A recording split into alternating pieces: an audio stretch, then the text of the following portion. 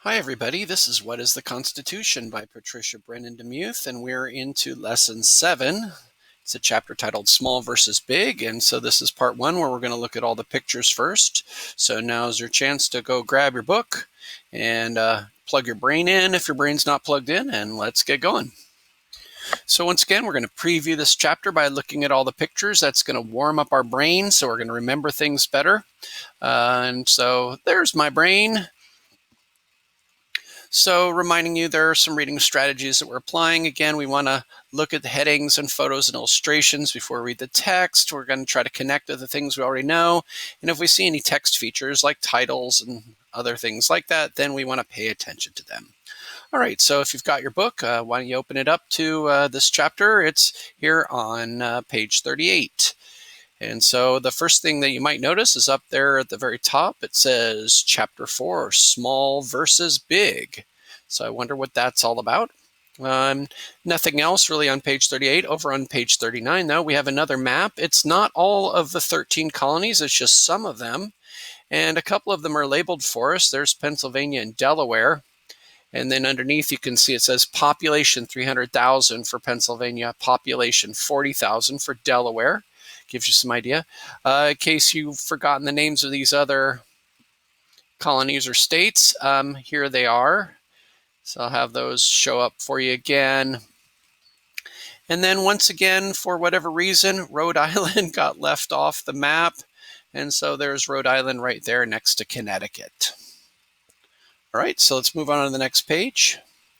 So I brought my brain with me. So we have a couple of illustrations. Neither of these illustrations has a caption, so we're going to need to try to figure out what's going on. So if you take a look at the picture on the left on page 40, we see several people with interesting hair and clothing. Two of them are standing. They all appear to be facing different directions, which seems to be typical for a lot of these pictures that we've been looking at. And you might notice that this person right here has got something in his hand while he's standing there. And so perhaps he's looking at this, or perhaps he's reading it out loud. His mouth is open, so perhaps he's reading to the rest of the people. And then you might notice the other person who's standing, this person right here, and has a very serious face. Maybe he's upset or disappointed. Maybe he's thinking about what this person is saying. If you look over on the next page, on page 41, you can see now we have a person that appears to be writing with a quill pen on a sheet of paper with many rows and columns on it. And I studied mine for quite a while. I was trying really hard to see if I could make out what these words are saying. I can't quite tell from my book. Maybe you have better eyes than I do, and you can look at your book and figure out exactly what's been written here in these columns. But certainly it looks like somebody is keeping records of some kind just by the way that they have all of these rows and columns set up so neatly. And this person we can see is writing there. Okay. On this page, on pages 42 and 43, we have one illustration that takes up both pages. And so let's kind of look at all of that together. So I counted 11 people in this scene, and 2 of them are standing up. And it looks like several of them at least are looking towards this person right here. This person seems to be the focus of the attention of these people over here. These folks are having their own little side conversation. And this person's making a fist, and their mouth is open, so it looks like maybe they're speaking and speaking forcefully. I also noticed there's a couple other people in this illustration that maybe recognized. This looks like this might be Ben Franklin, based on that he's this one person that we keep seeing wearing glasses and kind of a large belly on him. And then over here, you can see this person sitting up a little higher than everybody else. And this looks like this might be George Washington. But again, there's no labels on these illustrations, so we'll have to read to find out. On to pages 44 and 45.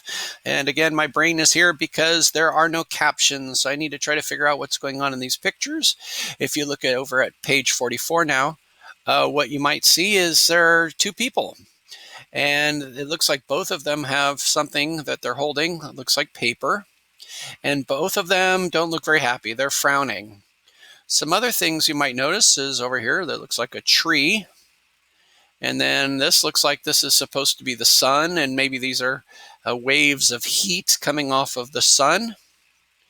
And then you might notice there's a whole bunch of bugs. I don't know if those are what type of bugs these are exactly. Is that a bee? Maybe they're being stung. I don't know. That doesn't quite look like a bee to me, but I don't know. And let's look over on page 45. You can see that there's 5 people in this illustration. 2 of them are standing. And on this table, you can see there's another quill pen and ink and some paper. And then it looks like this person is also speaking. Maybe he's pointing at this guy, or maybe he's pointing to make a point. And it looks like maybe this person is also looking at him. And this person, his face does not look very happy. And so maybe he's speaking very forcefully about something. He's very interested in making a point. On to pages 46 and 47. Once again, we don't have a caption on page 46, so we'd use our brain to try to figure out what's going on. So first of all, you might notice that we have several people. Most of them are sitting. We have this fellow here is standing. Everybody with their interesting hair and clothing, of course, like we're seeing in these other pictures. And this person appears to be holding perhaps a newspaper or something where it's several sheets of paper. And this person has their back to us. They look like they're facing the other people in the room. So perhaps they are talking or reading, but we can't see that person's face. Over here on page 47, you might notice there's Roger Sherman. And I won't stop here to flip to that page, but you might recall that one of the glossy pictures in the middle of the book is, one of them is of Roger Sherman. And so you can take a look at that page if you want to see a better likeness of him, perhaps. But here we have this one. And on to the last 2 pages in this chapter, pages 48 and 49. And you can see here, this is a very interesting look. We have 2 people who are looking at this, which looks like it's a painting or something. It's definitely a picture, and it's got this really fancy border, so maybe that is supposed to be a painting or some sort of art. The thing that I notice is that this person is wearing different kinds of clothing. Both of these people are wearing clothing that's different from these folks. So I would be inclined to believe that maybe these people are living at a different time in history than these folks are. What else do we notice? What do you notice on this painting? Well, so there's a whole bunch of people, probably at least 25 people, and they all have their interesting hair and clothing. In fact, the clothing varies a little bit. You can see, for example, this person looks like they're maybe wearing a military uniform, and this person as well. You can look at this person, though. This person is wearing a robe of some kind, and that's different from perhaps if you see how this person is dressed. This person over here also looks like they're wearing a robe of some kind, like maybe like a judge would wear. So it's kind of hard to know exactly what's going on, but certainly it's a gathering of some kind. And there appear to be some stairs right here, and then there's this wall over here. And then the thing that also stands out, looking at this right here in the center, this person looks bigger than everybody else. For whatever reason. Often artists, when they're portraying people in a painting, if they're extra important, they make them look bigger than the other people. So perhaps the artist of this painting, or whatever this is, they're trying to have us notice this person here in the center. You might also notice that a number of these people are holding things. So something we haven't seen before. Some of them look like they're holding papers or books. And over here, this looks like this is maybe a cane because it's being held here, and I'm not sure what that is, a stick or a sword or something, who knows exactly. And then I think the last thing to notice is that there's quite a background going on here that we have. This looks like perhaps a large tree or some trees. We've got sky with clouds, and so some interesting stuff going on this page.